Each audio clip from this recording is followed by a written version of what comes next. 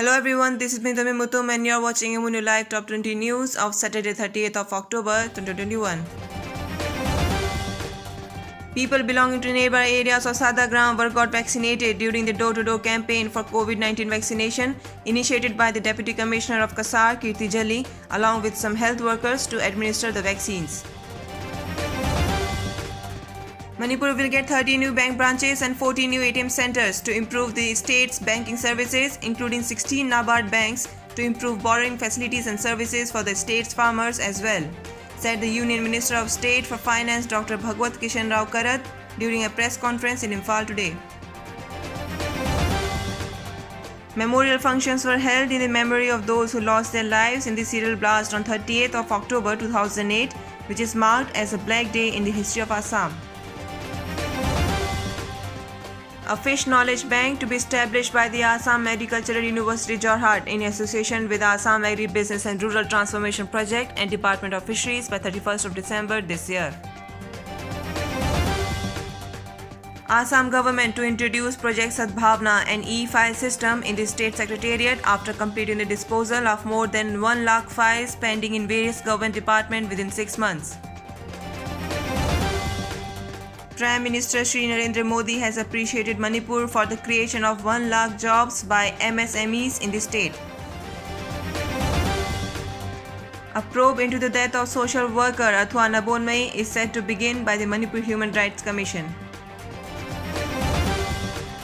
Strict action to be taken against the fake news responsible for the recent violence in the state as directed by the Tripura High Court. A total of around 1 lakh voters are expected to exercise their franchise in the by-elections which begins from today in Meghalaya. Arunachal's Kamang River turns black after thousands of fish were found dead in the river due to the high content of TDS, creating low visibility and breathing issues for aquatic species in water. An earthquake of magnitude 3.5 hits 55 km east of Tawang in Arunachal Pradesh today. No loss of life or property have been reported. Aryan Khan, the son of superstar Shah Rukh Khan, was granted bail and left the Mumbai jail today. The actor Juhi Chawla has signed the Rs 1 lakh bail bond for Aryan Khan. Rashtriya Ekta Divas to be addressed by the Union Home Minister Amit Shah at Kevadia in Gujarat tomorrow. A portrait with lyrics of 391 songs of musician A.R. Rahman has entered into India Books of Records, which was drawn in 2 hours and 20 minutes by a girl named Surya.